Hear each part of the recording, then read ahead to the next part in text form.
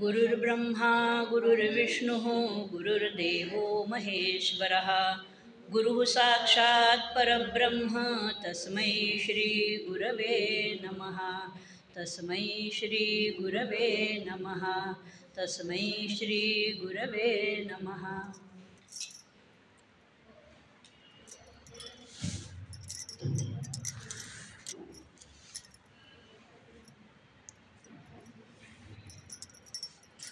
आजचा विषय थोडासा मला आव्हानात्मक आहे.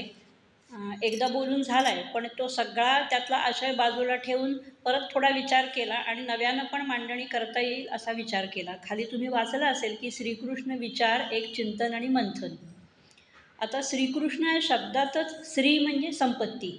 मग ती सर्व प्रकारची संपत्ती, ऐहिक संपत्ती, लौकिक संपत्ती, आधिभौतिक, आध्यात्मिक आणि आधिदैवी, ह्या तिन्ही गोष्टींचा सगळा उल्लेख अगदी पूर्णत्वाने दाबोदात केला आहे. म्हणजे आपल्याला संपत्ती हवी असते, संपत्तीशिवाय आपलं पान हलत नाही, पण ती आपल्याला सात्विक संपत्ती हवी असते. सात्विक संपत्तीने मिळवणाऱ्याला पण समाधान असतं आणि देणाऱ्याला पण समाधान असतं, घेणाऱ्यालाही समाधान असतं आणि देणाऱ्यालाही समाधान असतं.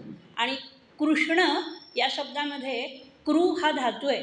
कृष्ण म्हणजे जो आकर्षित करतो. आता आपल्या जगामध्ये, ह्या जगामध्ये अनेक गोष्टी आपल्याला आकर्षित करणाऱ्या असतात. खूप गोष्टींचं आकर्षण लहानपणापासून अगदी मरेपर्यंत अनेक गोष्टींचं आकर्षण असतं.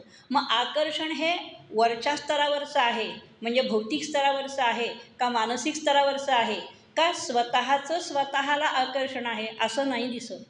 असं कधीच दिसत नाही. स्वतःचं स्वतःला आकर्षण असतं म्हणजे रजनीश ओशो म्हणतात की तुम्ही स्वतःवरती प्रेम करायला शिका. म्हणजे काय तर तुमच्यातले गुण आणि दोष हे तुम्ही बघायला शिका. आणि हे श्रीकृष्ण संपूर्ण जीवन जगले. आता श्रीकृष्णाच्याबद्दल अनेक पुस्तकं आहेत, पण त्याच्याबद्दल जाणून घेण्यासाठी दोन प्रकारे विचार करायला लागतो. एक श्रीकृष्णाने सांगितलेल्या म्हणजे त्याच्या जीवनात घडलेल्या गोष्टी आणि श्रीकृष्णाबद्दल सांगितलेल्या गोष्टी, असे दोन भाग पडतात. आणखीन त्याच्याबद्दल म्हणजे ह्या कितीतरी खूप बघितलं ना तर अक्षरशः अथांग श्रीकृष्णाबद्दलच्या म्हणजे त्याच्या चरित्राबद्दलचा किंवा त्याच्या घडलेल्या प्रसंगानुसार त्यांनी केलेल्या चमत्कारांवरती असंख्य पुस्तकं आहेत आणि ते 3 महत्त्वाच्या ग्रंथांवरती आधारित आहेत. म्हणजे युगंधर पुस्तक वाचल्यावरती जे संदर्भ ग्रंथ लिहिले होते त्याच्यामध्ये हे 3 महत्त्वाचे आहेत. पहिलं म्हणजे महाभारत, दुसरं हरिवंश आणि तिसरं म्हणजे भागवत. भागवतामध्ये सगळ्या त्याचे रम्यलीला आहेत, सगळं तत्त्वज्ञान आहे, सगळ्या प्रकारचं आहे. मग ह्या 3 ग्रंथांमध्ये शिरल्याशिवाय किंवा त्याचं अवगाहन केल्याशिवाय तुम्हाला त्याच्याबद्दलचं पूर्णत्व किंवा त्याच्याबद्दलची माहिती मिळत नाही. एक रवींद्र भटांनी खूपच सुंदर ओळी छान लिहिल्या होत्या. फक्त एक ओळ मला त्यातली एक ओळ म्हणजे एक शब्द मला चुकीचा वाटला म्हणून मग मी आपल्या मतीप्रमाणे गुगलवरती सर्च केलं तर गुगलवरती पण काय आपण जसं टाकतो तसंच येतं. त्याने एके ठिकाणी श्रीकृष्णाबद्दल असं इतकं सुंदर वक्तव्य केलेलं आहे. रवींद्र भटांच्या ना म्हणजे श्रीकृष्ण, ज्ञानेश्वर, नंतर रामदास यांच्याबद्दलच्या कादंबऱ्या आणि अप्रतिम आहेत. म्हणजे आम्ही ज्या वेळेला कॉलेजमध्ये होतो त्यावेळेला त्याचं अभिवाचन पण केलेलं आहे, खूप वेळा केलेलं आहे. त्यातले प्रसंग काढून त्याचं अभिवाचन केलेलं आहे. ते एका ठिकाणी असं म्हणतात की जिथे ज्ञान विज्ञान लीन होते, ज्ञान आणि विज्ञानाला ते अत्यंत लीन होतं. कारण बघा काही वेळेला डॉक्टर अथक प्रयत्न करतात आणि सांगतात की आता आमच्या हातात गोष्ट नाही आहे, आता तुम्ही हवाला तुमच्या काय अज्ञात शक्ती असेल, कुठे श्रद्धा असेल, विश्वास असेल त्याच्यावरती बघा ठरवा. म्हणून जिथे ज्ञान विज्ञान लीन होते, जिथे योग विद्येस सामर्थ्य येते. योगविद्या ही अवघड आहे. अवघड आहे म्हणजे सर्वसामान्य माणसाला ऐकायला ठीक आहे, पण ते पचनी पडायला आणि प्रत्यक्षात आणायला अवघड आहे. त्याच्यामध्ये सगळं कुंडलिनी जागृती येते किंवा नाथपंथीय संप्रदाय आहे त्याच्यामध्ये ह्याच्यावरती खूप मोठा भर आहे. मग जिथे योगविद्येचं सामर्थ्य येते आणि जिथे मानवाला मिळे मोक्षगाथा. मोक्ष शब्दाचा अर्थ 2-3 प्रकारे घेतला जातो. मोक्ष म्हणजे सुटका, माणूस कशापासून तरी सुटका करायला बघत असतो कायम, कुठल्याही वयामध्ये, की मला त्रासापासून सुटका हवी आहे, मला ह्या गोष्टीपासून मुक्तता हवी आहे, मला दुःखापासून मुक्तता हवी आहे. एखाद्या माणसाला अवीट अन्न जरी सातत्याने मिळत असेल ना, तरी तो म्हणेल नाही, मला आता ह्या अन्नापासून पण मुक्ती हवी आहे, मला साधी भाजी भाकरी हवी आहे. असंही असतं. सुखही पचणं हे महत्त्वाचं असतं. दुःख एक वेळ माणसाला पचवता येतं, पण सुख माणसाला पचत नाही. त्याचे पाय जमिनीपासून वर केव्हाच जातात. हे सगळ्यांच्या बाबतीत नाही दिसत, पण ज्यांचे पाय जमिनीवर राहतात ते संतत्वाला पोचतात. आणि मग म्हटलेत शेवटी तिथे म्हणतायत की तिथे मानवाला मिळे मोक्षगाथा, तुझ्या पायरीशी सदा नम्र माथा. हे संजीवन समाधी सोहळ्याच्या प्रित्यर्थ म्हणजे मला आठवतं आहे, आम्ही तिथे गेलो होतो आणि हे असं सगळ्यांनी ही 4 ओळी सुंदरपणे म्हटल्या होत्या. म्हणजे मला अचानक त्या आठवल्या की ह्याच्यात कुठे श्रीकृष्ण सापडतोय का? तर हो, दिसतोय. श्रीकृष्ण याच्यामध्ये विचाराने दिसतोय. कारण माझा विषय होता की श्रीकृष्ण एक विचार, चिंतन आणि मंथन. म्हणजे त्याच्या बाललीलांमध्ये आपण हरवून जातो. आपल्या पण खोड्या केलेल्या आपल्याला आठवतात.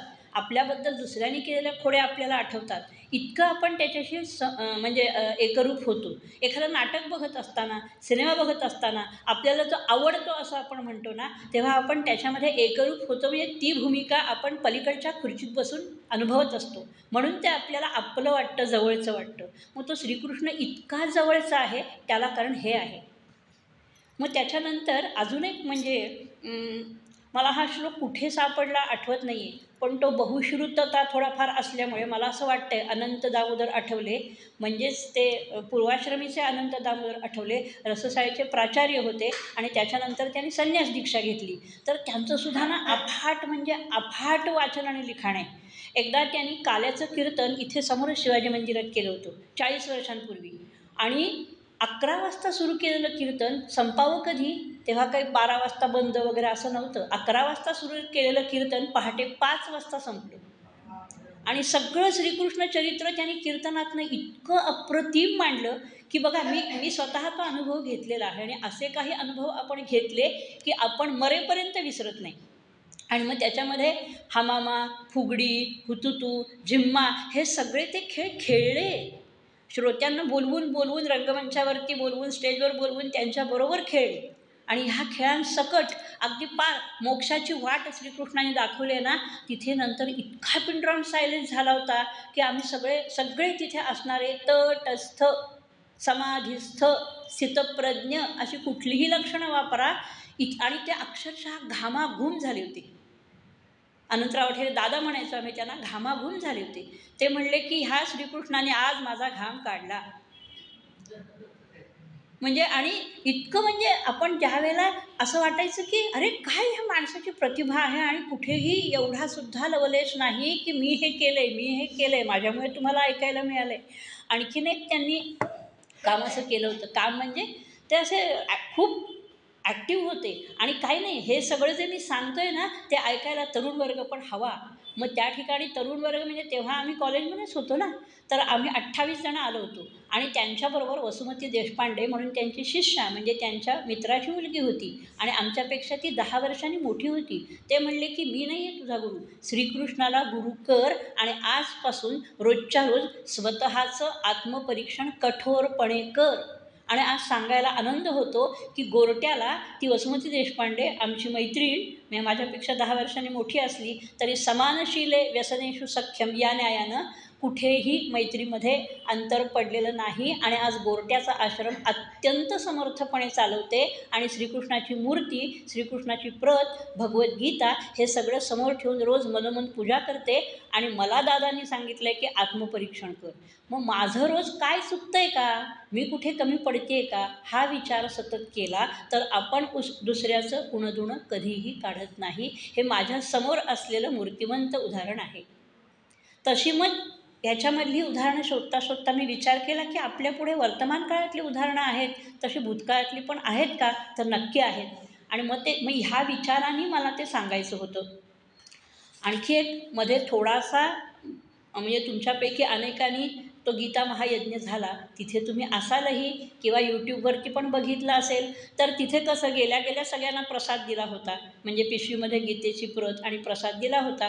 तर तिथे गीता चालू असताना इतकं भारावल्यासारखं झालं होतं खरं सांगते तुम्हाला. आणि मग ते अनुभवत असताना माझ्याकडनं 4 कडवी गेली. मी केली असं मी म्हणत नाही, कारण मी केली म्हणताना आपल्याला हां, मग मी केली आहे असं वाटतं. ते वाटलं पण नाही आणि इतकं सुंदर वाटलं मला, की अरे वाह! काय श्रीकृष्णाने आपल्याला हा शब्दरूपी प्रसाद दिला आहे. तर तो ऐकवण्याचं कारण तो पण आपल्यापर्यंत प्रसादरूपी विचार पोचावा आणि हा एक श्रीकृष्णाचं विचार चिंतन मंथनच आहे. तेवढं बघू आणि मग आपण पुढे जाऊ. गीता एक ध्यास आहे, गीता एक आस आहे, गीता एक श्वास आहे, मनोमन श्रीकृष्णाचा वास आहे. म्हणजे तिथे असलेल्यांना सगळ्यांना हा अनुभव येत होता. बघा ना, एवढ्या संख्येने लोक जमली होती, पण बडबड नाही, गोंधळ नाही. नाहीतर 4 बायका जमल्या की किती बडबड असते बघा. 2 मुली जमल्या तरी किती बडबड असते. काहीही नव्हतं. गीता एक तंत्र आहे, गीता एक मंत्र आहे, गीता एक यंत्र आहे. यंत्र अशासाठी म्हटले की श्रीयंत्र वगैरे असतं की नाही, त्या दृष्टीने यंत्र म्हटले. कारण ते श्लोक म्हणत असताना आणि त्याचा अर्थ जर आपल्याला कळला तर तो अनुभवत असताना आपल्याला अक्षरशः ब्रह्मानंद मिळतो. म्हणजे ब्रह्मानंद म्हणजे काय, त्याची अनुभूती आपल्याला नक्की मिळते. म्हणून त्याला मी यंत्र म्हटलं आहे. गीता एक तंत्र आहे, गीता एक मंत्र आहे, गीता एक यंत्र आहे. भक्ती ज्ञान योगयुक्त गीता महान मंत्र आहे. वैखरीने वदता गीता तन मनाला संतोष आहे. जगण्याचा योग्य मार्ग आहे. उपनिषदांचे नवनीत आहे. नवनीत हा संस्कृत शब्द आहे, त्याचा अर्थ लोणी. माझ्याकडे एका येणाऱ्या विद्यार्थ्याला मी वाचून दाखवलं तर म्हटलं, नवनीत म्हणजे गाईड का? अरे म्हटलं बाळा, तुझ्या दृष्टीने ते गाईडच आहे, पण नवनीत हा मुळात संस्कृत शब्द आहे आणि त्याचा अर्थ लोणी. मग म्हटलं असं आहे काय? हां, आणि मग त्याला का नवनीत म्हटलं असेल तर त्यानेच मला सांगितलं की आम्हाला आयतं त्याच्यातलं काढून समोर ठेवले म्हणून ते नवनीत. म्हटलं मग बघ, असे शब्दांचा अर्थ उलगडायला शिकलं की आपणच आणखीन विचार करायला लागतो. मग जगण्याचा योग्य मार्ग आहे, उपनिषदांचे नवनीत आहे. आज महायज्ञ झाला, महाजनसागर लोटला, स्वयंशिस्तीत सारे होते, गीता पठण शांतीत झाली. हे पण योजकः तत्र दुर्लभः, ते मंडळातल्या सगळ्या अधिकाऱ्यांनी आणि सेवक वर्गाने करून आणलं. मग हे पण श्रीकृष्णाचं एक आपल्यापुढे आलेलं विश्वरूप दर्शनच आहे की नाही. म्हणून ते विचार चिंतन मंथनात हे एक आणलं. आता पुढे बघूयात. तो एक जो श्लोक आहे तो फक्त मला संदर्भ तुम्हाला सांगता येत नाही, कारण तो माझा लहानपणीचा पाठ होता, म्हणून तो कुठनं आला हे मला सांगता येणार नाही. पण ते सार सगळ्याच आहे. गीतेमधलं पण आहे, उपनिषदांमधलं पण आहे आणि दादांच्या आप्पांच्या तोंडचं म्हणजे यांच्या तोंडचं पण आहे, अनंतराव आठवले यांच्या तोंडचं पण आहे. काय म्हटले बघा त्याच्यात, न द्विषंती, कोणाचाही द्वेष करत नाहीत, आणि न याचनते, कुठेही याचना करत नाहीत, भीक मागत नाहीत. अरे मैत्री म्हणून हक्काने मागणं हा भाग वेगळा, हक्काने देणं हा भाग वेगळा. मैत्रीची एकतर व्याख्या इतकी सुंदर केली आहे, ददाती प्रतिगृह्णाती, म्हणजे आपण मनापासून देतो आणि घेतो पण. आणि गुह्यम आख्याती पृच्छती, म्हणजे आपल्या मनातला विचार आहे ना, तो अगदी मनापासून ऐकणाऱ्याला सांगावासा वाटतो की जो इथून पुढे कुठे जाणार पण नाही. आणि भुंगते भोजयते चैव, त्याच्या घरी मनापासून जेवायला जातो आणि त्याला आपल्याकडेही बोलावतो. ही मैत्रीची लक्षणं आहेत. मग इथे याचना हा शब्द अर्थ नाही वापरायचा. मग कोणाकडेही मागत नाही आणि परनिंदाम न करुते, कोणाचीही निंदा करत नाही. आणि अनाहुता न च आयांती, बोलावल्याशिवाय जात नाही. मग ते काय म्हटलंय, ते न आशमा अपि देवता, हे जर गुण अंगी असले तर दगडाला सुद्धा देवत्व प्राप्त होतं. मग माणसाला का नाही होणार? याच्यावरती 1 तास अनंतराव बोललेले आहेत. इतकी उदाहरणं दिली होती, म्हणजे ते सगळं मला आठवत गेलं की अरे आपल्यापुढे काय हा उदाहरणांचा डोंगर पाडला यांनी, की केवढा महामेरू आहे. म्हणजे ऐकूनच चाट पडतो आपण, म्हणजे वाचायला जास्ती लागलंच नाही, असं धडाधड समोर डोळ्यापुढे आलं. म्हणून तो श्लोक आठवला गेला. त्याच्यानंतर साक्षात जीवन जगलेले, जीवन कुणी जगले, एक उदाहरण त्यांचं सांगितलं, एक वसवती देशपांडेचं सांगितलं मी. आपल्याला सगळ्यांना माहिती असणारे ईश्वरचंद्र विद्यासागर, अत्यंत बुद्धिमान मनुष्य आणि खऱ्या अर्थाने तळमळ असणारा मनुष्य, विद्वान, म्हणजे संस्कृत, हिंदी, बंगाली या सगळ्या व्याकरण कोळून प्यायलेला, सगळ्याचा मतितार्थ ठाऊक असलेला, ज्ञान विज्ञान आणि ते व्यवहारामध्ये कसं उतरवायचं हे सगळं माहिती असलेला एकच व्यक्ती त्या काळामध्ये होती, ती म्हणजे ईश्वरचंद्र विद्यासागर. आणि मग त्यावेळेला असे अनेक ब्रिटिश पण लोक होते की ज्यांना संस्कृतची आवड होती, भारतामधल्या ज्ञानाची आवड होती. आणि त्यांचा एक मित्र ब्रिटिश अधिकारी होता. तो म्हणाला, माझ्या एका मित्राला तू बंगाली आणि हिंदी आणि संस्कृत ह्या तिन्ही भाषा त्याला तत्त्वज्ञान कळेल इथपर्यंत आणून पोचवशील का? तर ते म्हणाले की खरं मी खूप कामामध्ये आहे, पण तरी मित्राला नाकारता येत नाही. म्हणून मित्रत्वाच्या नात्याने तुझा मित्र आहे तर त्याला मी नक्की सांगेन. आणि मग त्यांना विश्वास वाटला. मग तो मित्र यायला लागला, दर शनिवार रविवार यायला लागला आणि म्हणला की मला लांब पडत आहे, तुम्हीच माझ्याकडे याल का? खरं म्हणजे हे शिकणाऱ्यांनी नसतं बोलायचं. तुम्हीच माझ्याकडे याल का? तर म्हणला, हो, भारतीय तत्त्वज्ञान, ज्ञान, विज्ञान सगळं सांगायचं आहे. तर माझी पायपीट करून मनात म्हणले ते की येईल मी. आणि मग ते जाऊन जवळजवळ 1 वर्ष पूर्ण शिकवलं त्यांनी. आणि मग नंतर त्या माणसाला इतका आनंद झाला, त्याच्या डोळ्यातनं अश्रुधारा व्हायला लागल्या. आणि त्यांनी त्यांच्यापुढे दरमहा त्या काळात म्हणजे स्वातंत्र्यपूर्व काळामध्ये, त्या काळामध्ये दर महिना ₹50 ह्याप्रमाणे त्यांच्यापुढे ₹600चं पाकीट ठेवलं. आणि ते म्हणले की मी ज्ञानाचे पैसे कधीही घेत नाही, मी ही सरस्वतीची पूजा केली आणि मित्रत्वाच्या न्यायाने माझा मित्राचा तू मित्र आहेस, त्यामुळे हे मी तुला शिकवलं नाही आहे, हे तुझ्याबरोबर मी पण अनुभवलं आहे. आणि हे आमच्या भारतामध्ये असं श्रीकृष्णाने सांगितलेलं नाही आहे. इथे मी श्रीकृष्ण मानतो, इथे मी श्रीकृष्णाचं मानतो, कारण तो श्रीकृष्ण आहे, तो जगद्गुरू आहे, त्यामुळे मी पैसे घेणार नाही. तर ह्या त्यांच्या बोलण्यावरनं तो आणखीनच चाट पडला. म्हणजे भारताची प्रतिमा केवढी उंचावली बघा त्यांच्या एका वाक्याने. म्हणजे ही खरं म्हणजे कॅरेक्टर आहेत, ही खरं चारित्र्यसंपन्न माणसं आहेत की मला येतं आहे. आणि त्यांची आर्थिक परिस्थिती अतिशय ओढगस्त होती किंवा त्यांना पैसे मिळाले असते तर किती, म्हणजे अनेक कोट डोंगरासारखी संकटं समोर होती, अगदी कौटुंबिकपासून ते सामाजिकपर्यंत. पण तरी ते पैसे मी घेणार नाही, कारण मी हे ज्ञान मित्रत्वाच्या नात्याने मित्राच्या मित्राला दिलेलं आहे आणि त्याचे पैसे मी घेणार नाही. अपवादानेच नियम सिद्ध होतो ना. अनेक आता काय, म्हणजे मी बोट दाखवलं आहे तिकडे जा म्हणून, त्याचेही पैसे द्या असे म्हणणारेही आपल्याला आढळतात. आणि हे पण पराकोटीचं उदाहरण आढळतं. हे पण जीवन गीता जगल्याचं उदाहरण आहे की नाही बघा. म्हणून ते मला सांगावंसं वाटलं. त्याच्यानंतर श्रीकृष्णामध्ये म्हणजे त्याचा विचार करणारे, ते घरोघरी पोचवणारे सोनोपंत दांडेकर ही एक खूपच महान व्यक्ती होऊन गेली. आता सोनोपंत दांडेकरांच्या बाबतीमध्ये अजून एक म्हणजे त्यांचं आणि महर्षी अण्णासाहेब पटवर्धनांच्याबद्दल मी पूर्वी खाली जेव्हा आपण बोलत होतो तेव्हा मी बोलले होते त्यांच्याबद्दल. आपल्या ओंकारेश्वराच्या समोर त्यांची समाधी पण आहे. तर त्यांच्या बाबतीमध्ये घडलेला एक प्रसंग सांगते की प्रज्ञाविवर्धनी स्तोत्र नावाचं एक स्तोत्र आहे की जे सतत म्हटल्याने आपल्या पचनसंस्थेवरती, नंतर श्वसनसंस्थेवरती आणि एकूणच उच्चारणामध्ये आपल्या चांगली प्रगती होते असं त्यांचं मत होतं, अण्णासाहेब पटवर्धनांचं. म्हणून ते सहज फिरत फिरत त्यांनी जुन्या बाजारातनं ते पुस्तक आणलं आणि त्याचा पाठ करायचा आहे. पण ती शुद्ध प्रत आहे हे मला कसं कळेल, म्हणजे हे मला आधी जाणून घ्यायचं आहे आणि मग मी तो पाठ करेन, असं त्यांच्या मनामध्ये होतं. आणि मग ते घरी आल्यावर पुस्तक बाजूला ठेवलं आणि समोर श्रीकृष्णाची मूर्ती होती. ते रोज गीता पाठ करायचे, स्वतः रोज पूर्ण गीतापाठ करायचे. आणि एकदा झोपताना ते म्हणून झाल्यावर गीतापाठ म्हटल्यावर मला हे कळलं ना तर बरं होईल. कसं कळेल, मलाच मार्ग काढला पाहिजे, पण मला याच्या संदर्भातला मार्ग मिळाला तर मी उद्यापासून ह्याची पाठ करायला सुरुवात करेन. आणि दुसऱ्या दिवशी सकाळी 9:30 वाजता खूप लांबवरनं म्हणजे शेगाववरनं सोनोपंत दांडेकर म्हणजे गाडीत त्यांना स्वप्न पडलं की जा माझ्या भक्ताला हे नेऊन दे, तो कृष्णाची अर्जव करतोय ना, तू जा. नृसिंह सरस्वतींचे ते उपासक होते आणि ते स्वप्नात आले सोनोपंतांच्या की जा माझ्या कृष्ण भक्ताला आणि माझ्या भक्ताला हा पाठ शुद्धीप्रत लिहून घे. सोनोपंत दांडेकरांना स्वप्नात असं आलं की शुद्धीप्रत लिहून घे. आणि त्यांनी लिहून घेतलं. त्यांनाही कळेना की आपल्याला काय असा भास होतोय, आणि लिहून घेतलं त्यांनी. आणि 9:30ला त्यांच्या दारात ते आले. मला म्हणले, हे बघ, कृष्णाने आणि तुझ्या नृसिंह सरस्वतींनी मला हे तुला द्यायला सांगितलं आहे, हे तू घे. ते पण अवाक झाले. अरे कालच रात्री म्हणले मी असं मला झालं की मला हे कुणीतरी दाखवली वाट तर बरं होईल. म्हणजे श्रीकृष्णाने आपल्याला दोघांनाही हा संदेश दिला आहे.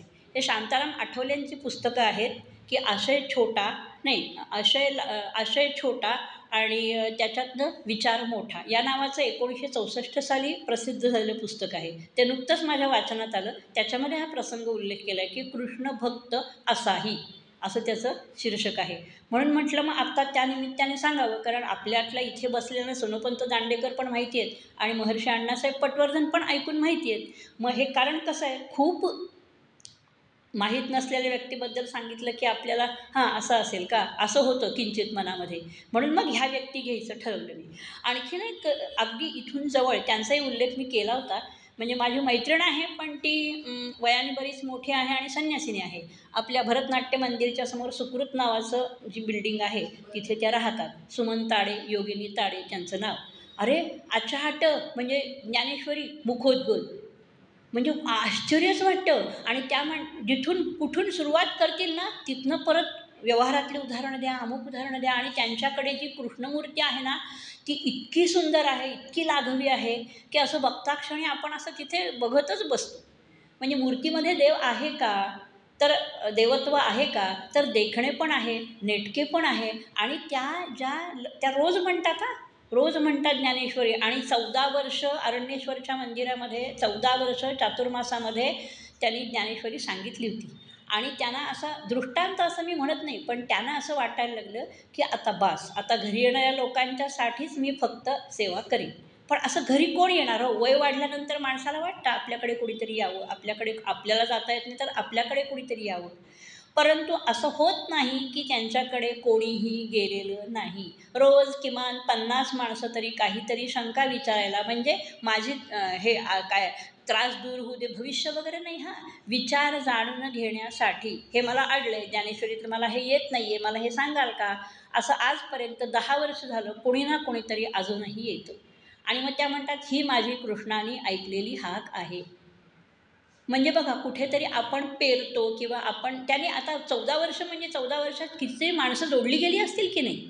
मग ती सातत्याने ज्याच्याकडे ज्ञान आहे त्याच्याकडे ओघाने माणसं मॅग्नेटसारखी येतातच ना, हे मला जाणून घ्यायचं आहे म्हणून. मग ती कृष्णाची झालेली त्यांच्यावरती कृपा आहे. म्हणून मगाशी मी म्हटलं ना की कृ धातूचा अर्थ आहे श्री म्हणजे संपत्ती आणि कृष्ण म्हणजे आकर्षित करणारा. मग ज्ञानाने आकर्षित करणारा. पण कोरडं ज्ञान असेल ना तर तेही भावत नाही. म्हणून मी उदाहरण पहिलं आप्पांचं सांगितलं, आठवल्यांचं सांगितलं की अरे काय रंगून गेला होता इतका ज्ञानी माणूस, एका रसशाळेचा प्राचार्य असणारा माणूस तुम्हाला कीर्तनामध्ये रंगून जातो आणि 8-8 तास कीर्तन करतो. काय हे म्हणजे नवविधा भक्तींपैकी श्रवणम कीर्तनम विष्णू स्मरणम पादसेवनम अर्चनम वंदनम दास्यम सख्यम आत्मनिवेदनम, सगळं त्याच्यामध्ये जीव ओतून किंवा त्यांनी केलेलं. मग तिथे कृष्ण प्रकट झाल्यासारखा भास का नाही होणार किंवा अनुभव का नाही लोकांना येणार. मग हीच अनुभूती सुमंताड्यांना सुद्धा मिळते किंवा अजूनही त्या कधीतरी गेलं तर म्हणतात की आत्ता वाट चुकून आलीस काय. खरं सांगते मी 10 वर्षात अजून गेलेली नाही. एकदा माझ्याच मुलींना, शाळेतल्या प्रबोधिनीतल्या मुलींना घेऊन गेले होते की एकदा तुम्हाला एक जसं विश्वरूप आपण बघतो तसं एक स्वतः झोकून देऊन तत्त्वज्ञान जगणारी व्यक्ती बघायला चला. आणि मग आमच्या मुलींनी श्रीसुक्त म्हटलं, तिथे पौष महिना होता. तर म्हणल्या थांब गं, सगळ्या मुलींना ह्या गोपिकाच आल्या आहेत माझ्याकडे. 7वीतल्या मुली होत्या सगळ्या माझ्याकडे गोपिका आले आहेत, चिमण्या आले आहेत, श्रुती आली आहेत. आणि ही सगळी नावं उपनिषदातली आहेत बरं का. उपनिषदांनी श्रुती म्हटलेलं आहे गोपिकांना, चिमण्या म्हटलेलं आहे. आणि ह्या सगळ्या आले आहेत, त्यांचं मला पूजा करू दे, सत्कार करू दे. म्हणजे हे अनुभव काय कितीतरी वेगळा असतो. आणि त्या आता मुली कितीतरी मोठ्या झाल्या आहेत. त्या म्हणल्या ताई आम्ही हा अनुभव नाही विसरणार. आणि त्यांच्याकडची कृष्णमूर्ती बघितलेली तर आम्ही कधीच विसरणार नाही. कारण शेवटी आपण जे अनुभवलेलं असतं ना ते आपण नाही विसरत. त्याच्यानंतर पुढचं एक उदाहरण द्यायचं असं मला वाटते की रजनीश ओशो, त्यांचं तत्त्वज्ञान म्हणून अप्रतिम आहे, अप्रतिम आहे. त्यांची 14 पुस्तकं मी वाचली आणि त्या माणसाचं इंग्लिशवर प्रभुत्व तर इतकं प्रचंड आहे, प्रचंड इंग्लिशवर प्रभुत्व आहे. म्हणजे कसं असतं की कुठल्याही धर्माचा, कुठल्याही तत्त्वज्ञानाचा जो अभ्यासक असतो ना त्याचं म्हणणं चुकीचं नसतं. त्याचा उपयोग करून घेणारे किंवा त्याचा उपयोग करताना वाममार्गाला लागणारे हे त्याचा उपयोग नीट करून घेत नाहीत. त्यामुळे तेही बदनाम होतात आणि त्यांच्याबरोबर तो प्रवाहपंथही बदनाम होतो. तर त्यांना असा अनुभव एकदा आलेला. त्यांच्या गणी जोगळेकर म्हणून एक वकील होते आणि त्यांचे भक्त होते. ते मला वाटतं बेलबाग जी आहे ना आपली तिथेच राहायचे पूर्वी. तर त्यांच्या एका पुस्तकामध्ये त्यांनी कृष्णाबद्दल लिहिलं होतं की कृष्ण मला समजला तो ओशोच्या नृत्यातून, कृष्ण मला समजला तो ओशोंच्या बोलण्यातून आणि कृष्ण मला समजला तो तिथे केलेल्या नृत्यातून. एवढ्या 3च वाक्यात त्याने असं कोटच केलं होतं. इंग्लिशमध्ये होतं, त्याचा मी फक्त मराठी अनुवाद सांगितला. तो एक त्यांच्याबद्दलचा आहे. आणखीन एक निगडीला आमच्याच शाळेचे, निगडीला एक प्रबोधिनीची संस्था आहे, वामनराव अभ्यंकर म्हणून. त्यांना सगळे वामनरावच म्हणत असत. तर एकनाथी भागवत अक्षरशः कोळून पेलेली व्यक्ती. आणि त्यांनी एक नेम केला होता, आपल्यापैकी कोणालाही ते जमणार नाही की घरातून बाहेर पडताना काहीच घ्यायचं नाही खिशामध्ये, पैसा घ्यायचा नाही, काही घ्यायचं नाही. आपण आधी काही नसलं तरी आहे का काही, कारण आपण म्हणजे आहे ना, हे वास्तव आहे हे. त्याच्याशिवाय आपण परत काय कसं येणार किंवा काय हवी असलेली गोष्ट कशी करणार. आणि असं त्यांनी 2 तप म्हणजे 24 वर्ष सहजपणे केलं. पण नंतर वय थकल्यानंतर त्यांचे सगळे निगडीत म्हणजे सगळेच ओळखणारे, निगडीमध्ये, पिंपरीमध्ये, चिंचवडमध्ये, चिखलीमध्ये सगळीकडे मिळून 105 ठिकाणी त्यांनी भागवताचा प्रचार अव्याहत केला होता. आणि गणितज्ञ, त्याच्यानंतर मी म्हटलं तसं इंग्लिशचे प्राध्यापक, आणि शिवाय याच्यामध्ये पण गतिमती. म्हणजे मग असं असताना लोक नाकारत नाही. त्यांचं म्हणणं काय की मी कुठेही जाणार नाही, याचना करणार नाही. कोणी मला आपणहून म्हटलं ना, आता बसमध्ये आपण चढलो तर तिकीट काढायला पैसे नसले तर कंडक्टर म्हणे की उतर बाबा खाली, पैसे नाही तर मग बसमध्ये बसल्यानंतर कोणीतरी ओळखीचं निघायचंच, वामनराव आम्ही काढतो तिकीट. तर ते म्हणायचं आलाच बाबा कृष्णासारखा धावून. म्हणजे ही त्यांची अहंकार होता असं नाही, पण ते म्हणाले हे व्रत म्हणून करून बघूया. आपण विचारच सोडून देऊ, केला तरी विचार सोडून देऊ, नको हे असलं काय आपलं धाडस होणार नाही. पण हे असं 24 वर्ष करणं म्हणजे किती अवघड आहे. आणि ते म्हणले कृष्णाने माझ्याकडनं करवून घेतलं आणि मला सहजपणे ते जमलं. अगदी आत्ता 2 वर्षापूर्वी दीनानाथमध्येच ॲडमिट होते ते. तर त्यांना ओळखणारे तिथले पेशंट आणि तिथले डॉक्टर सगळेच त्यांना ओळखणारे. तुमच्याकडनं आम्ही एकही पैसा घेणार नाही, कारण तुम्ही आम्हाला इतकं भरभरून दिलेलं आहे, इतकं भरभरून दिलेलं आहे की आम्ही ते विसरणार नाही. पण जेवढं आपण पोटतिडकीने दिलं आहे का याचा आपण मनाशी विचार करायला पाहिजे. ते असे हे श्रीकृष्ण जीवन जगलेले असे हे वामनराव अभ्यंकर. म्हणजे मी मुद्दाम उदाहरणं अशी दिली की त्याच्यामधनं तो चिंतनमंथन काय आहे ते कळेल. त्याच्या थोडंसं अलीकडे मागे जाऊ आता विनोबा तर जगलेच हो गीता. विनोबाचं गीता जगलेच. त्यांची 3 पुस्तकं ना खूपच सुंदर आहेत. म्हणजे गीतेवरचं गीताई आहे ते तर अप्रतिमच आहे. त्याच्यानंतर मधुकर नावाचं एक पुस्तक आहे. मधुकर तर एक पान वाचलं ना तरी दिवसभर आपलं भुंगं पोखरल्यासारखं डोकं आपल्याला त्रास देत राहतं की अरे काय आहे हे, काय आहे काय हे. कधीतरी मुद्दाम मधुकरवर मी बोलेन, कारण त्यातली 4 पानांवर बोलणं आणि संवाद साधणं हे सुद्धा अप्रतिम आहे. आणि प्रत्येक ठिकाणी भगवान कृष्णाय अर्पण केलेलं आहे. आता बघा ना, त्यांनी मधुकर आणखीन गीताई हे दोन्ही स्थानबद्ध असताना तुरुंगात लिहिलेलं आहे. आणि आपल्या साने गुरुजींनी लिहून घेतलेलं आहे.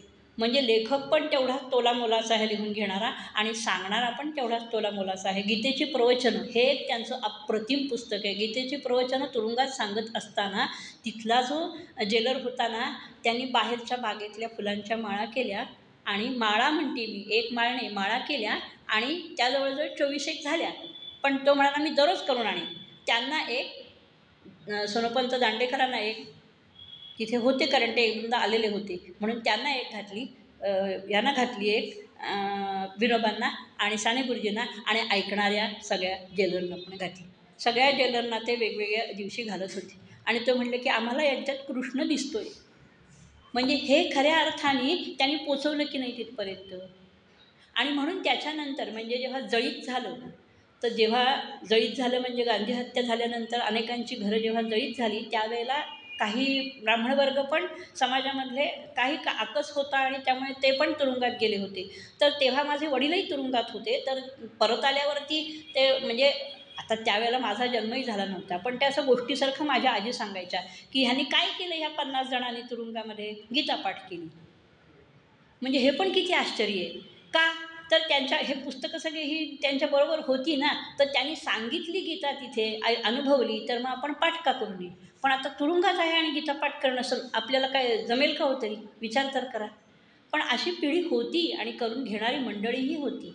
त्यामुळे ते श्रीकृष्ण जगलेली लोकं होती. आणि असा एखादा जरी आपल्या समोर आला ना तरी आपल्याला वाटतं, आपण असं बघतच राहतो, म्हणजे आपल्याला कळत नाही काही की अरे हे कसं काय आहे शक्य. असं आपल्याला वाटतं. म्हणून आपण आश्चर्याने बघत राहतो की जेव्हा आपल्याला एखादी गोष्ट जमत नसते ना, त्या गोष्टीचं अप्रूप वाटतं. म्हणजे आता उदाहरणार्थ हे जे मोबाईल आहे त्याचा आपल्याला सीमित उपयोगच माहिती आहे. पण 5 वर्षाच्या खालची मंडळीसुद्धा आपल्यापेक्षा जास्त जेव्हा त्याचा उपयोग करतात तेव्हा आपण आश्चर्याने त्यांच्याकडे बघत राहतो. कारण त्यांना ते सवयीचं आहे. पण मग याची त्याची तुलना होत नाही. या विचाराशी किंवा ह्या कृतीशी, श्रीकृष्णाच्या वर्तनाशी, श्रीकृष्णाच्या गुणांशी, श्रीकृष्ण जगलेल्या माणसांशी तुलना होत नाही. कारण तो अनुभव आहे. हा अनुभव असला तरी हे यंत्र आहे आणि माणसामध्ये भावभावना आहेत. प्रत्येक माणसामध्ये पृथ्वीतलावरच्या कुठल्याही माणसाच्या भावभावना आहेत. आणि मग अरेला कार्य होतं, समर्थाने म्हटलं आहे. अरेला कार्य होतं आणि अहोला काहो होतं. पण जेव्हा तुम्ही विनम्रता म्हणजे लाचारी नाही या वृत्तीने जगता, तेव्हा तुम्ही खऱ्या अर्थाने श्रीकृष्ण जगता. म्हणजे श्रीकृष्णाचा आचार जगता, असं विनोबांनीच एके ठिकाणी म्हटले. आता लोकमान्य टिळकांच्या बाबतीत घेतलं, आत्ताच खाली मी ऑफिसमध्ये गेले होते तेव्हा एकजण म्हणले गीता रहस्याच्या परीक्षेला बसायचं आहे. तर अगदी पहिल्या बॅचला 70-75 जण होती, नंतर 2च जणांनी घेतली. अहो कठीणच आहे हो तो ग्रंथ, समजून घेणंच कठीण आहे. त्याची प्रस्तावनाच 150 पानं आहे. त्या ग्रंथाची प्रस्तावनाच 150 पानं आहे. आणि ते म्हणजे लोकमान्य टिळकांच्या दुर्दम्य नावाचं पुस्तक जे आहे ना गंगाधर गाडगे यांचं, त्याच्यामध्ये टिळकांवरती 75 पानं लिहिलेली आहेत. म्हणजे ते वाचताना मी 75 पानं 2-4 वेळा वाचली. अरे ह्याच्यावर एवढं का लिहिलं आहे त्यांनी? गंगाधर गाडग्यांनी इतकं का लिहिलं आहे? आणि त्यांच्या कृष्णभक्तीवरती, म्हणजे मला जर का गीता रहस्य लिहायचं असेल तर मला आधी कृष्ण समजून घ्यायला पाहिजे. याच्यासाठी त्यांनी पॉंडेचेरीच्या अरविंदांची 10 पुस्तकं 4-5 वेळा वाचली. कारण वाचन आणि बहुश्रुतता असेल तर आपण आपलं स्वतःचं काहीतरी मांडू शकतो. तसं त्यांनी गीता रहस्य लिहिलं. तुरुंगात असताना बंदीजना म्हणजे तुरुंगात असताना त्याने असं यांच्यासारखं सांगितलं नाही. पण लेखन बघा, मधुमेहासारखा विकार असूनही, तिथे आबाळ होऊनही हे लेखन झालं. ते माझ्याकडनं करता करविता श्रीकृष्णाने माझ्याकडनं करून घेतलेलं आहे. त्यांनी अगदी विनंती, नंतर अर्ज, विनंती, कधीतरी हक्कानी, कधीतरी नाही मला हे हवंच आहे असं म्हणून काय आणलं असेल. पेन्सिल मिळायची त्यांना, हां, पेन नाही, पेन्सिल मिळायची. पेन्सिलनी कागदावर लिहायचं. तो कागदसुद्धा पिवळ्या रंगाचा, जुना झालेला असा कागद होता. आणि ते म्हणले मला हे चालेल पण माझ्यासमोर कृष्णाची मूर्ती मला हवी आहे. आणि ती वितभर तरी हवी आहे की मी सगुणातून निर्गुणाकडे जाऊ शकेल आणि तो कृष्णच माझ्याकडनं करून घेऊ शकेल. हे दुर्दम्यमध्ये गंगाधर गाडगे यांनीच लिहिलेलं आहे. मी म्हटलं म्हणजे कारण बरोबर आहे की आपण एखाद्या अव्यक्ताचा विचार पटकन नाही करू शकत. म्हणून आपल्याला समोर काहीतरी लागतं. म्हणून तर आपल्या वेदांमध्येच म्हटलं आहे ना की मातृदेवो भव, पितृदेवो भव, आचार्य देवो भव आणि सगळ्यात परिसीमा आहे राष्ट्रदेवो भव. मग या सगळ्या सीमा श्रीकृष्णाने पार केलेल्या आहेत ना. मातृभक्त होता तो, यशोदेचाही होता आणि देवकीचाही होता, नंदाचाही होता आणि वसुदेवाचाही होता. या सगळ्या बाललीलांमध्ये अफाट कर्तृत्व दाखवलेलं आहे त्यांनी. तो म्हणजे तो काय होता, संयोजक होता. योजक हा तत्र दुर्लभ असं मी एक वाक्य खाली म्हटलंच. अहो केवढा व्याप घातलात तुम्ही. योजना करणारा पाहिजे ना, त्याच्याशिवाय हे गीता महायज्ञाचं अफाट काम झालं असतं का? मग तसंच हे बघा, कृष्ण सगळ्यात असून अलिप्त होता, सगळ्यात असून निर्लेप होता, सगळ्यात असून त्याला ममत्व नव्हतं. म्हणजे करवून घेतलं त्यांनी. युद्ध करायचं नाही म्हणला मला. खरं अर्जुन काय म्हणजे हे होता, अशक्त दुर्बल होता? नाही. तो अत्यंत परिपूर्ण होता. शंकराशी सुद्धा युद्ध करून त्याने म्हणजे अफाट बुद्धिमत्ताही होती आणि प्रचंड शारीरिक सामर्थ्यही होतं. पण अरे माझ्याच लोकांना, गोत्रातल्या लोकांना मी कसं मारू? तर त्याला शिवी दिली कृष्णाने. आपल्याला माहीत नसेल तर क्लैब्य ही शिवी आहे. क्लैब्य मास मग गमः पार्थ. क्लैब्य म्हणजे नपुंसक आहेस का तू? असा का विचार करतोयस? लढायचं नाही म्हणजे काय? उभा कशासाठी आहेस? आणि ही जी संपूर्ण खूप जण प्रश्न विचारतात आणि तो योग्य पण आहे की एवढं युद्धधुमाळी चाललेली असताना ही गीता सांगणं, ऐकणं शक्य तरी आहे का? अहो पण हे सगळं ग्रथित केलं आहे ना, ते व्यासांनी केलं आहे. ग्रथित म्हणजे आपण एडिट करतो ना, संपादन करतो की नाही. आता समजा वि स खांडेकर आहेत, फडके आहेत, आणखीन कुठले प्रवीण दवणे आहेत, यांचे अफाट लेखन केलेलं असेल एखाद्या लेखनाने. तर एखाद्याला वाटतं की हे सगळं वाचता येणार नाही लोकांना, तर आपण त्यांचं संपादन करावं. तर मग ते संपादन केलेलं असतं ना, ते आपल्याला कमी ह्याच्यात वाचायला मिळतं. तर मग व्यासांनी ते ग्रथित केलं आहे, संपादित केलं आहे आणि मग मग ते आपल्यापुढे आलेलं आहे. म्हणून त्याला ते श्रीकृष्णाला व्यास म्हणतायत जगद्गुरू. अरे तू जगाचा गुरु आहेस. आणि आत्ता आपल्याला बघा, मी थोडंसं पाठीमागे का जाते, तर टिळकांच्या बाबतीत एक अनुभव असा आपल्याला सगळ्यांनाही माहिती आहे की गजानन महाराजांच्या पोथीमध्ये ती सभा होती खापर्ड्यांच्या भरवलेली. तर तिथे त्यांना गजानन महाराजांनी आशीर्वाद दिला होता की तुला तुझ्याकडनं चांगलं ग्रंथलेखन होईल. आणि ते म्हणले मला सारखं कारावासामध्ये श्रीकृष्णाचीच मूर्ती दिसायची, श्रीकृष्णाचीच मूर्ती दिसायची. याला का म्हणजे तीच समोर यायची, याला कारण काय मला माहीत नाही. तसं विवेकानंद जेव्हा कारावासात होते तेव्हा त्यांना समोर सारखा श्रीकृष्णाचा म्हणजे धावा असं नाही, श्रीकृष्णाचे विचार त्यांच्यापर्यंत सारखे यायचे कुठनं तरी डोक्यामध्ये. आणि योगी अरविंदांचं एलिमेंट्स ऑफ योग आणि गीतेवरची प्रवचनं त्यांनी वाचलेली होती.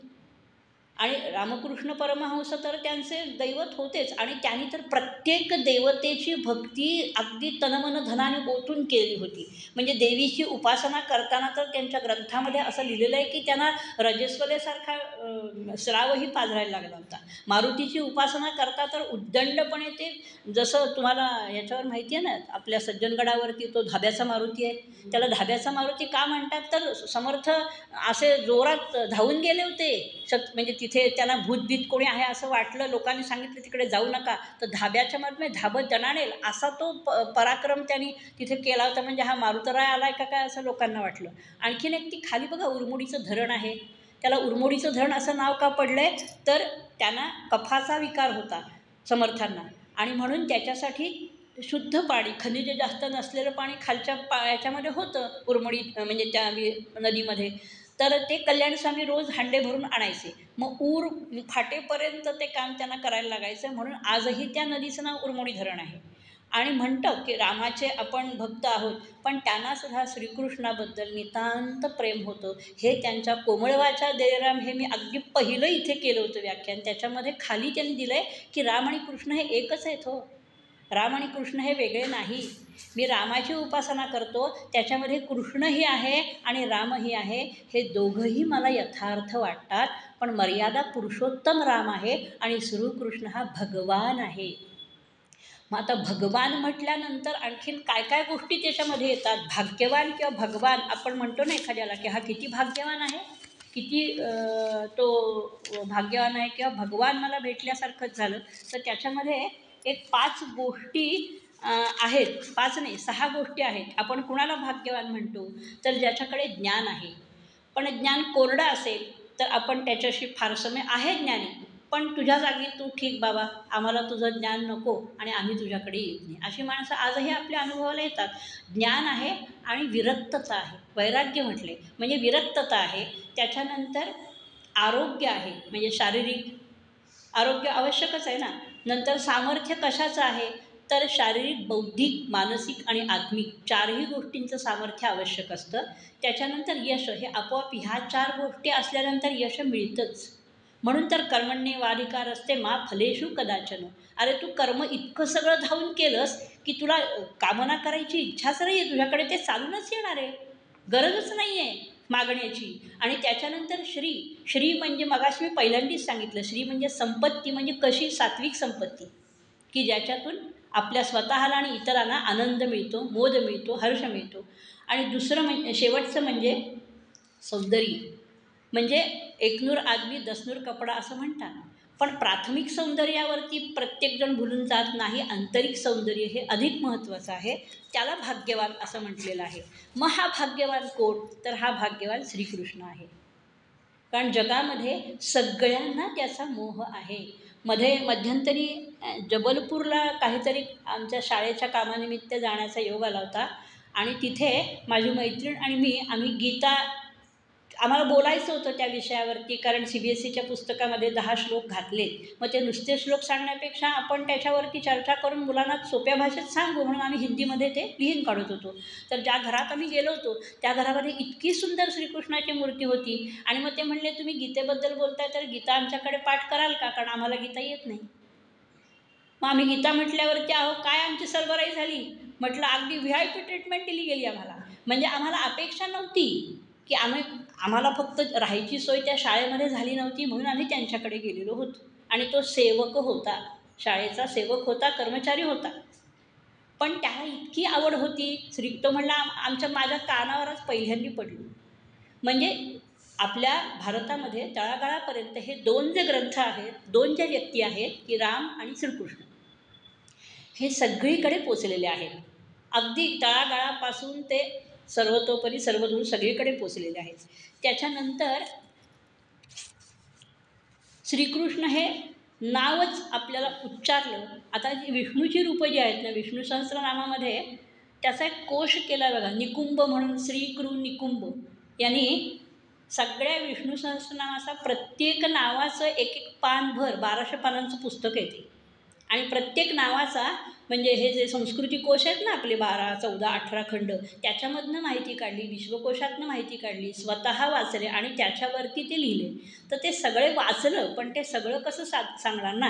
मग मी माझ्या मनाने असा विचार केला की काही काही नावं आपण त्याचा अर्थ सांगावा. आता उदाहरणार्थ ऋषिकेश, पद्मनाभ. पद्मनाभ का, तर म्हणजे पद्मे विराजते सहा, आता हा पद्मनाभ किंवा नाभीतनं ब्रह्मात उदय झाला म्हणून तो. मग आता त्याचं हे नाव ऐकल्यानंतर आपल्याला काय डोळ्यासमोर एकदम पावित्र्याचा भाव मनामध्ये जाणवतो. त्याच्यानंतर मुक्ती आणि पावित्र्य ह्याचं बोधचिन्ह म्हणजे श्रीकृष्ण. मुक्ती आणि पावित्र्य याचं बोधचिन्ह म्हणजे पावित्र्य, असं एक विधान केल्यावरती मला 4-5 आमच्या शाळेतल्या 9वी-10वीच्या मुलांनी विचारलं होतं की असं कसं म्हणता, तो तर सगळ्या गोपिकांमध्ये रमलेला असायचा. म्हणजे आत्ता आपण म्हणतो त्याच्यापेक्षा सुद्धा तो अत्यंत द्वाड होता. तरी द्वाड शब्द आम्ही सभ्य वापरतोय, म्हणले वल्गर होता असं आम्हाला म्हणायचं आहे. तर याच्यावर तुमचं म्हणणं काय आहे. मी म्हणलं ठीक आहे ना, वादे वादे जायते तत्वबोध, असं चर्चा करायला काहीच हरकत नाही. फक्त वादे वादे जायते कंठशोष असं नको. तुम्ही अभ्यास करून या, आम्ही अभ्यास करून येतो आणि आपण दोघांच्या संमतीने किंवा मग युगंधर वाचायला सांगितलं त्यांना, लीला गोळ्यांचं पण यदुराणा वाचायला सांगितलं आणि आम्ही पण वाचलो होतो त्यावेळेला ते. आणि मग चर्चा परिसंवाद झाला होता आणि ते म्हणले की जितम त्वया, तुम्ही जिंकलं, आम्ही हारलो की नाही, श्रीकृष्ण आम्ही मानतो. म्हणजे वरवरच्या माहितीने आपल्याला कळत नसतं. म्हणून जसं आपण एखाद्या व्यक्तीबद्दल सुद्धा आपल्या मनामध्ये आकस असतो, दुराग्रह असतो आणि मग त्याचा परिचय झाला, ती आपल्याला चांगली कळली तर आपण म्हणतो अरे मी तुझ्याबद्दल असा गैरसमज होता बरं का माझ्या मनामध्ये असा पूर्वग्रह होता, पण असा नाही असतो. म्हणजे ती ओळख झाल्यानंतरच कळतं ना. म्हणजे कसं आहे की एखाद्याला समजून घेताना माणसं हल्ली त्यांचा सहनशीलताच कमी झाली आहे. त्याला खूप छान शब्द भागवतात वाचायला आहे. सध्या माझी मैत्रीण पण आली, आम्ही आत्ता भागवत वाचले, त्याच्यामध्ये तितिक्षा हा शब्द आहे. तितिक्षा म्हणजे सहन करण्याची पराकाष्ठा, ती कोणाच्यातही नाही. आता पेशंट शब्द आहे की नाही, डॉक्टरना मी म्हटलं पेशंटमध्ये पेशन्स असतो का हो, तर ते म्हणले मी म्हणजे ते असं का विचारताय. म्हणलं सहन करण्याची शक्ती जेवढी आपली आपण वाढवतो ना, तेवढं दुखणं पटकन पळून जातं. आणि मनाची शक्ती आपण वापरली पाहिजे. मनाची शक्ती आपण वापरत नाही आणि वापरली तर आपण दुराग्रह, चिंता, काळजी, आता कसं होईल, म्हणजे भविष्यात कसं होईल आणि मागचं काहीतरी काढत बसतो, याच्यामध्ये ती वापरतो. म्हणून ती मनाची ताकद कमी होते आणि मनाची ताकद कमी झाली की आधी आणि व्याधी ह्या दोन्हीला आपल्याला समोरं जाता येत नाही. आता एक नुमवी शाळेमध्ये पूर्वी, मला आडनाव आत्ता आठवत नाही आहे, पण त्यांची खूप व्याख्यानं व्हायची. तर त्यांनी एक श्लोक सगळ्यांना सांगितला होता, गीतेतलाच आहे की हा रोज म्हणा, अनन्यश्चिंतयन्त्यो मां ये जनाः पर्युपासते तेषां नित्याभियुक्तानां योगक्षेमं वहाम्यहम्. त्याच्यामधलं शेवटचं मला माहिती आहे, कारण ते आपल्या याचं बोधवाक्यच आहे LICचं. तर त्याचा त्याने अर्थ पण खूप सांगितला. तर अनन्य म्हणजे काय, न अन्य म्हणजे दुसरा कुणीही नाही, म्हणजे तू एकटाच की रे. अनन्य चिंतयन्त्यो माम, तू एकट्यानेच माझं चिंतन करायचं. म्हणजे माझं म्हणजे तुझं स्वतःचं. रात्री झोपत असताना तू माझं स्वतःचं चिंतन करायचं, म्हणजे तुझं स्वतःचं चिंतन करायचंस की मी आज काय केलं, माझी दिनचर्या काय आहे. माझी एक मैत्रीण आहे, वयाने मोठी आहे, डॉक्टर हेमा साने म्हणून त्यांचं नाव आहे. त्यांच्या डायऱ्या आज 28 वर्षाच्या डायऱ्या मी रोज बघते. ताई बघू काय लिहिले, बघू काय लिहिले, बघू काय लिहिले. म्हणजे ज्ञानी व्यक्ती आहे म्हणून बघायचं. तर मग त्याच्यात लिहिलेलं असतं की आज हे कोण मला कसं बोललं, ते कोण मला कसं बोललं, पण मी त्याच्यावर काय प्रतिक्रिया दिली, ती आज माझी चुकली, आता माझ्याकडनं असं बोलायला नको, हे पण त्याच्यात लिहिलेलं असायचं. आजच म्हटलं मी, मला बघू तुमची डायरी, तर त्याच्यात ते लिहिलं होतं, आज तुम्ही श्रीकृष्ण विचार चिंतन मंथन मांडणार आहात, म्हणजे नेमकं काय करणार आहात, असं काल त्यांनी डायरीत लिहून ठेवलं होतं. मी म्हटलं माझ्या प्रवृत्तीला किंवा माझ्या अनुभवाला जे आलं आहे तेवढं फक्त मी मांडण्याचा प्रयत्न करणार आहे. बाकी मी मोठी नाही, पण असामान्य म्हणजे सामान्य आहे, असामान्य पण नाही. मग त्याच्यामध्ये आणखीन काय सांगितलं आहे की अहमचा तू त्याग कर, शक्यच नाही होत, कोणालाही शक्य नाही. अहमचा त्याग कर म्हटल्यावरती त्याच्यासाठी भागवतामध्येच 25 उपाय सांगितले आणि ते श्रीकृष्णाने सांगितले. तर त्या सगळे सांगत नाही, पण एक 4-5 फक्त तुम्हाला सांगते, ओळीने लिहून ठेवलेत मी, पण 4-5 सांगते. आणि ते एक एक करताना एक तप नाही, सगळं आयुष्य घालवायला लागतं लोकांना, आणि त्यांना आपण आपले मॉडेल मानतो, त्यांना आपण आपले आदर्श मानतो, आणि आपण म्हणतो हे आम्हाला जमणार नाही. रा आठले म्हणून मला शाळेमध्ये शिकवायला शिक्षक होते. आम्ही त्यांच्या डोक्यावर राहायचो आणि ते आमच्या खाली राहायचे. तर ते रोज म्हणायचे, काय आमच्या डोक्यावर मिरे वाटतेस. आणि अभ्यास इतका प्रचंड होता. आणि त्यांची एक तुम्हाला गोष्ट म्हणजे त्यांची एक हे सांगते, वर्गात शिरले, रेणुका स्वरूपमध्ये शिकवायला होते, तर तुमच्यापैकी रेणुका स्वरूपमध्ये कोणी असेल तर रा आठले तुम्हाला माहिती असतील. ते फळ्याचे 2 भाग करायचे, डाव्या हाताने इंग्लिश सुवचन लिहायचे आणि उजव्या हाताने संस्कृत सुवचन लिहायचे, दोन्ही वेळेला एकाच वेळेला. आणि उजवीकडे लिहिताना गीतेमधला एक श्लोक असायचा आणि डावीकडे लिहिताना त्यांचा अरविंदांवर प्रचंड अभ्यास होता, म्हणून अरविंदांवरती एक ओळ लिहायची. आणि मी म्हणायचे असं कसं जमतं तुम्हाला, तर ते म्हणायचे कृपा श्रीकृष्णाची. म्हणलं तो काही येतो का हो तुम्हाला सांगायला, तुमच्याकडनं लिहून घ्यायला येतो नाही. म्हणले मी सराव केला आहे बऱ्याच वेळेला, आधी डायरीत लिहिलं, मग फळ्यावर लिहून बघितलं, आणि मग आता इथे लिहितोय. त्यांनी वाचनाची गोडी लावली, त्यांनी सत्संगती म्हणजे काय याची गोडी लावली शालेय वयातच. रोज विचारायचे मला, मी कधी कधी त्यांना चुकवून पळायची, काय वाचलं आणि मला सांगण्यासारखं काही आहे का. सुरुवातीला मी सांगायचे आज ह्या चित्रपटाची जाहिरात आली, आज नाटकाची जाहिरात आली, म्हणजे ते म्हणायचे हे नाही वाचायचं पेपरमधलं, काय वाचायचं आत्ता, अग्रलेख वाचायचा म्हणजे समाज कळतो. मग काय वाचायचं, ललित लेख वाचायचा. मग काय वाचायचं, देवदेवतांवर काही अधिकारी व्यक्तींनी लिहिलं आहे का ते वाचायचं. म्हणजे तिथपासून शालेय वयापासून आपल्याला गोडी लावावी लागते, तर आपण काहीतरी थोडंफार मिळवू शकतो. नाहीतर या समुद्रमंथनामधनं आपल्याला हलाहलच फक्त आपल्याला वाटायला येतं, बाकी सगळी रत्नं आपण विखरून जाऊ शकतो किंवा आपल्याकडनं मिळत नाहीत. मग त्याच्यामध्ये 25 उपाय कुठले आहेत, तर गुरुप्रती श्रद्धा. आता विवेकानंदांनी रामकृष्णांना काय किती ताऊन सुराखून घेतलं होतं बघा बरं, पण एकदा स्वीकारल्यानंतर, कारण ते म्हणले होते ना की तू स्वतःसाठी नाही करायचंस काम, त्यांना फक्त मोक्ष हवा होता, मुक्ती हवी होती. नाही म्हणाले, तुझी हाडं हाड देशासाठी तू वापरायचेस, तू मला त्याच्यासाठी मी तुला तुझी निवड केलेली आहे असं म्हणले. आणि राम आणि कृष्ण हेच तुझे आदर्श असले पाहिजेत. राम आणि कृष्ण म्हणजे स्वतःबद्दल नाही त्यांनी सांगितलं, राम हा आदर्श मर्यादा पुरुषोत्तम आहे आणि हा जगद्गुरू भगवान आहे, तो तुझा आदर्श आयुष्यभर असला पाहिजे. ती गुरुप्रती निष्ठा त्यांची होती, म्हणून ते हिमालयासारखं काम करू शकले. त्याच्यानंतर गुरुसेवा. गुरुसेवेबद्दल आणि गुरुबद्दल दासबोधात तर अफाटच दिलेलं आहे. म्हणजे गुरु कसा असायला पाहिजे, कसा नसायला पाहिजे, शिष्य कसा असायला पाहिजे, कसा नसायला पाहिजे, हे सगळं बारकाईने दिलेलं आहे. त्याच्यानंतर भोगेच्छेचा त्याग. अवघड गोष्ट आहे, अशक्य नाही आहे, पण अवघड गोष्ट आहे. साधी गोष्ट आहे, एखादी गोष्ट मला आज हवी आहे म्हटल्यानंतर ती मिळाली नाही ना दिवसभरात, तरी आपल्याला चैन पडत नाही. अरे मला आज हे हवं होतं पण नाही मिळालं, साधी गोष्ट असते अगदी, पण मला मिळालं नाही, मग का नाही मिळालं असं आपल्याला वाटत राहतं. मग त्या भोगेच्छेचा त्याग ही गोष्ट अवघड आहे, आणि या सगळ्यांचा सहजपणे मर्यादा पुरुषोत्तमाने पण त्याग केला होता. आणि श्रीकृष्ण तर काय सहज सगळं मिळूनही इदम नम म्हणून त्याग करणारे होते. त्याच्यानंतर सुख दुःख आणि द्वंद्वमुक्ती, हे पण अवघड आहे. सुख पचवणं पण मगाशी मी म्हटलं तसं अवघड आहे, आणि दुःख पचवणं पण अवघड आहे. काही काही व्यक्ती आपण बघतो जगामध्ये, आणि असं आपण म्हणतो की अरे काय म्हणजे कसं जमतं कसं हे. आजच सकाळी गौरी लागूंनी एका मीरा देसाई नावाच्या व्यक्तीची मुलाखत घेतली. त्यांची काय आहे, त्यांना हाडं त्यांची 34व्या वर्षापासून सारखी मोडायची, म्हणजे D3 व्हिटॅमिन कमी होतं खूप, आणि तरी त्यांनी ठरवलं की नाही आपण अफाट काम करायचं. म्हणजे काय केलं असेल हो, तर त्याने काय केलं, हिमालय सर केला. किती अवघड गोष्ट आहे.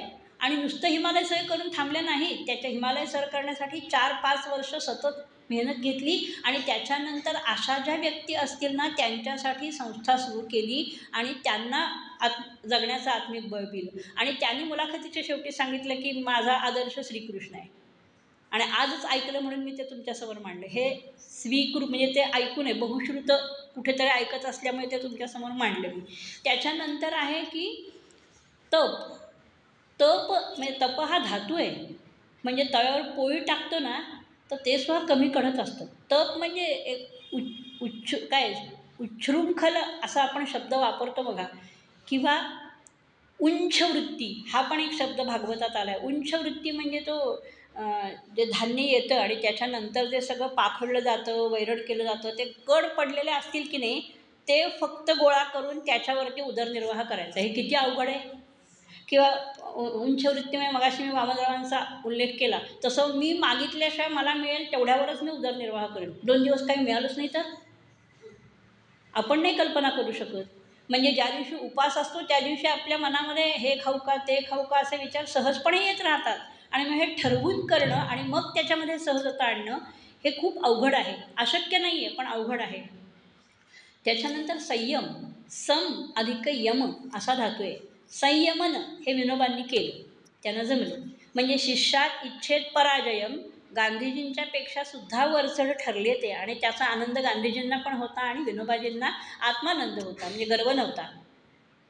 त्याला जमलं ते. मनोजय नाही जमत, नाही जमत. मनावरती जिंकणं, मन आणि रसना जिंकणं ह्या 2 गोष्टी खूप अवघड आहे.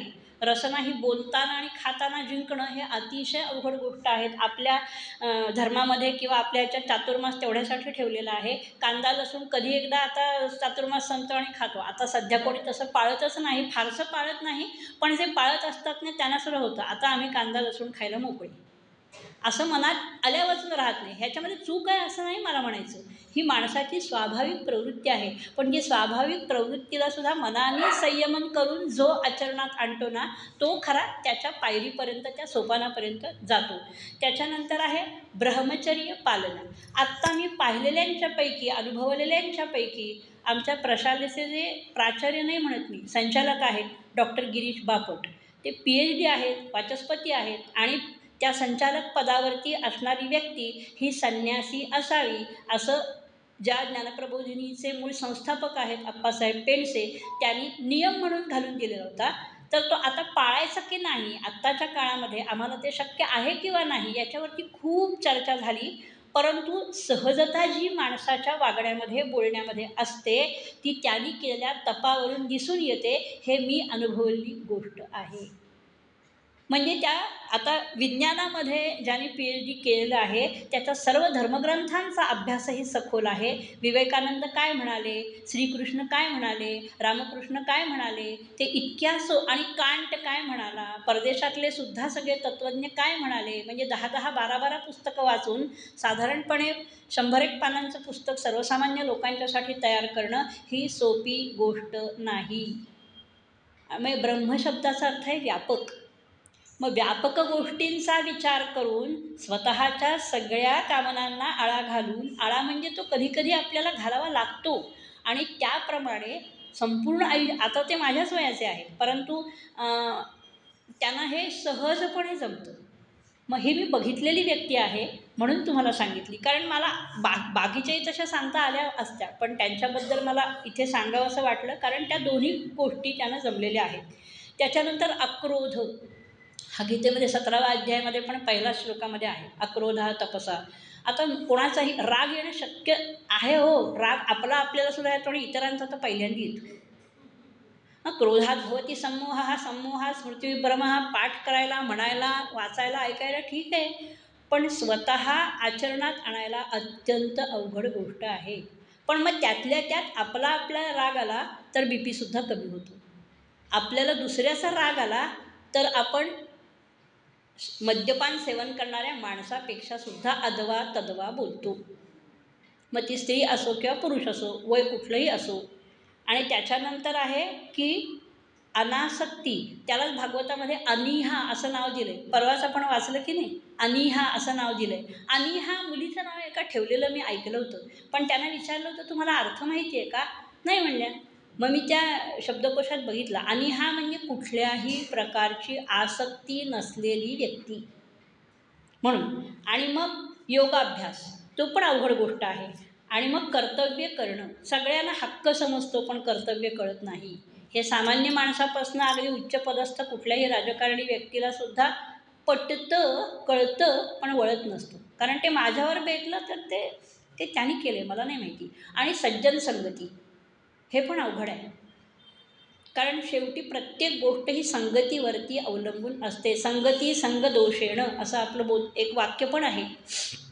कित्येक जण संगतीने सुधारलेली पण आपण बघतो, कित्येक जण संगतीने वाया गेलेली पण आपण बघतो. ही 25 पैकी फक्त 14 आपण बघितली. आता त्याच्यानंतर एक 5 मिनटं चालेल ना? हां, कारण 6:30 झालेत म्हणून विचारलं. 5 मिनटं चालेल ना? हां.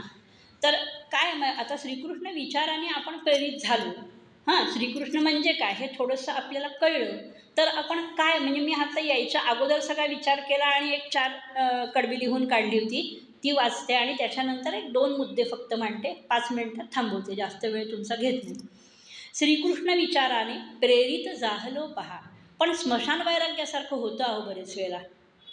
कारण स्मशान वैराग्य म्हणजे माहिती आहे आपल्याला की पोचवून आल्यानंतर मग अनेक जण तर काय व्यसनाधीन पण होणारे बघतो. आणि म्हणजे मला असं म्हणायचं नाही आहे की तुम्ही दुःखच करत राहा म्हणून. तो एक आचार धर्म आहे. त्याच्यानंतर आलेल्यांना पण आपण शेजारच्यांना पण जेवण घेऊन देतो बघा. हा पण माणूस की आपल्याकडे आहे, शिल्लक आहे अजूनही. पिठलं भात आपण देतो शेजारच्यांना घेऊन. मग प्रेरित झालो पहा स्वाध्याय तपयज्ञाची. स्वाध्याय म्हणजे काय, तर स्वतःचं कर्तव्य. मला काय करायचं आहे ते माझं मी स्वतः करणार आहे. काहीच करणार नाही म्हटलं तरी कृष्ण म्हणतो, अरे तू श्वास घेतोस, जेवतोस, खातोस, पापण्यांची उघडझाप करतोस, अन्न जेवतोस, मलमूत्र विसर्जन करतोस, ही कामं करतोसच की. ती तर बॅडवर असलेल्या माणसालाही करावी लागतात. अन्न तयार केलं आणि दुसऱ्यांनी भरवलं तरी ते खावं आपल्यालाच लागतं आणि पचवावं आपल्यालाच लागतं ना. त्या सगळ्याला स्वाध्याय म्हटलेलं आहे. स्वाध्याय म्हणजे काय, तुम्ही अभ्यास करा आणि परीक्षा द्या आणि सतत काहीतरी ऐका आणि वाचा असं नाही. स्वाध्याय तपयज्ञाची जीवनी कास ती धरू. म्हणजे ह्या गोष्टी मला जमल्या पाहिजेत आणि मला त्याचा म्हणजे त्याच्यामध्ये मला स्वतःला काहीतरी करता आलं पाहिजे. विचारांती पटे चित्ती आत्मसंवाद तो हवा. आत्मसंवाद आणि मौन संवाद याच्यामध्ये फरक आहे बरं का. मौन संवाद आम्ही बऱ्याच वेळेला घेतो, म्हणजे मोठ्यांचाही घेतो आणि लहानांचाही घेतो. मौन संवादात खूप मजा असते अहो. म्हणजे 1-2 मिनटं सांगते. एकदा सज्जनगडावरती शिबिर घेत असताना 8वीचा वर्ग होता. गिरीश कुलकर्णी म्हणून ह्याच्या नगरला एक चालवतात बघा ते स्नेहालय म्हणून, त्यांची मुलगी आमची पालक आहे. तर मी असं म्हटलं 1 तास कोणीही बोलायचं नाही आणि तुम्ही कुणाशीही संवाद करा. म्हणजे काय, आता समजा ही खुर्ची आहे तर त्या खुर्चीशी मी संवाद करणार. मी एक प्रश्न विचारणार आणि खुर्चीत तुम्ही व्हायचं आणि त्या खुर्चीने उत्तर द्यायचं. असं 1 तास तुम्ही काढा. तर तिने काय केलं होतं की झाडावरून पडलेल्या शुष्क पानाशी ती बोलली आणि तिने 28 प्रश्न काढले. त्याच्यावरनं ती कुठे पोचली हां, की मग झाडावरनं जसं पान वाळतं तसं माणसाचं पण असंच होतं का, असा त्या मुलीच्या मनात आलेला प्रश्न. म्हणजे 8वी इयत्तेमध्ये असा विचार करणारी जी व्यक्ती असते आणि एका मुलाने समर्थांच्या समाधीशी संवाद साधला होता की तुम्ही समाधी घेतली म्हणजे आत्महत्या केली का, असा प्रश्न त्यांनी विचारला. आणि मग समर्थाने त्यांना उत्तर काय दिलं होतं, नाही आत्महत्या नाही केली, माझ्याकडनं जे काम झालं ते लोकांच्या मनामध्ये चिरकाल राहावं म्हणून लोकांनीच ते त्यांच्यासाठी माझी समाधी इथे तयार केली. असं एखादाच प्रश्न सांगते, पण त्यांनी फारच म्हणजे सगळं ढवळून निघालं होतं त्यांचं जीवन तेव्हा. मग आत्मसंवाद म्हणजे काय, फक्त स्वतःशी बोलायचं. आपण स्वतःशी बोलताना आपण आपलं समर्थन करत असतो, माझं काय चुकलं ह्याचा विचार करत नाही. तो कृष्ण आपल्याला आत्मसंवाद पण करायला शिकवतो आणि मौन संवाद पण करायला शिकवतो. याच्यासाठी मी जवळजवळ 28 पुस्तकं वाचले. त्याची नावं आत्ता नाही सांगणार मी, पण कधीतरी सांगेन, मी लिहून पण ठेवलेली आहे. म्हणजे कृष्णाष्टमीच्या दिवशी दीनानाथमधले डॉक्टर्स जे आहेत त्यातले एक ओळखीचे आहेत माझे, डॉक्टर रहाळकर म्हणून, त्यांच्या घरी श्रीकृष्ण कसा समजून घ्यावा याच्यावरती मी रात्री 10 ते 12:30 बोलली होती आणि इतकी मजा आली म्हणून सांगू. ते म्हणले अहो पहाटेपर्यंत पण चालेल. मी म्हटलं मी म्हणजे अनंतराव आठवले नाही. माझी बौद्धिक आणि शब्द बोलण्याची कुवत संपली आता. आता आपण कृष्णजन्म करू आणि घरोघरी भूक लागली आहे म्हटलं आता काहीतरी मला द्या आणि आपण पण घेऊयात. म्हणजे पण असं आपल्याला जे मनापासून आवडतं ना ते दुसऱ्यांना सांगण्यात पण खूप मजा असते. म्हणून कृष्ण आपल्याला आत्मसंवाद पण करायला सांगतो आणि मौन संवाद पण करायला सांगतो. त्याच्यानंतर हिताहितची जाणवणी, हित आणि अहित. आता हितभूक आणि मितभूक. हितभूक म्हणजे काय? वडापाव रोज खाणं हे हितभूक आहे का? रोज चित्रपट बघणं हे बुद्धीला आणि मनाला हितकारक आहे का? रोज टी व्ही सिरियल बघणं हितकारक आहे का? रोज आपण गॉसिपिंग करणं हितकारक आहे का? म्हणजे शारीरिक, मानसिक, आत्मिक आणि बौद्धिक स्तरावरती हित आणि अहित आपणच निवडलं पाहिजे. आणि आपल्याला जे मनापासून पटतं ते आपल्या जवळच्या व्यक्तीला पण आपल्या गळी त्याच्या उतरवता आलं पाहिजे. तो हिताहित विचार करायला आपल्याला कृष्ण सांगतो. आणि यथार्थ तू करी सदा. यथार्थ अर्थपूर्ण कर, न समजता करू नको, कुठलीही गोष्ट समजून कर. त्याच्यानंतर विवाद कलह द्वेषाने अहंतो न कदा विरे. विवाद घातल्याने, कलह केल्याने, द्वेष केल्याने कुठलीही गोष्ट सुटत नाही. आत्ता युद्धपातळीवरती आंतरराष्ट्रीय स्तरावर काय बघतोय आपण? तिथे इगोच आडवा येतोय ना प्रत्येकाचा. मग तो घरापासून पार विश्वापर्यंत आहेच. अहम तो न कदाजिरे, परनिंदा नको बारे, याचनाही कदा नको. नको तू कोणाकडे काहीतरी भीक म्हणून मागू नकोस आणि निंदा पण कोणाची करू नकोस. त्यामुळे तुझ्या म्हणजे कोणी मला भलं म्हणावं म्हणून नाही, माझ्या समाधानासाठी. बघा घरामध्ये आपण एखादं जेवायला केलं आणि आलेली मंडळी जेवली ना तर आपल्याला किती समाधान असतं. ते बाहेर जाऊन जेवण दिलं त्याच्यात पण असतं, पण एखादी गृहिणी घरी करते आणि ती वाढते ना तेव्हा तिच्या चेहऱ्यावरचा बघण्याचा आनंद मजा असते खूप. मग ते मैत्रभाव चित्ती जपतू. कृष्ण सांगतोय आपल्याला मैत्रीभाव ठेव आणि कार्या तत्पर तू सदा. व्यक्ती, समष्टी, राष्ट्राची, शेवटी राष्ट्र हे समोर ठेवलंच पाहिजे हा आपल्याला त्याचा सांगावा आहे. आणि सेवा सार्थ तू करी सदा. सेवा सार्थ तू करी सदा. बघा आपली वॉर्निंग बेल पण संपली, आलेत ते. पण आत्ता आपण थांबूया. परत आपण नंतर पुन्हा या विषयावर वेगळ्या पद्धतीने बोलूया. काही जर का माझ्याकडनं चूक झाली असेल तर ती माझी आहे आणि जर का काही आवडलं असेल तर ते भगवान श्रीकृष्णाचं आहे.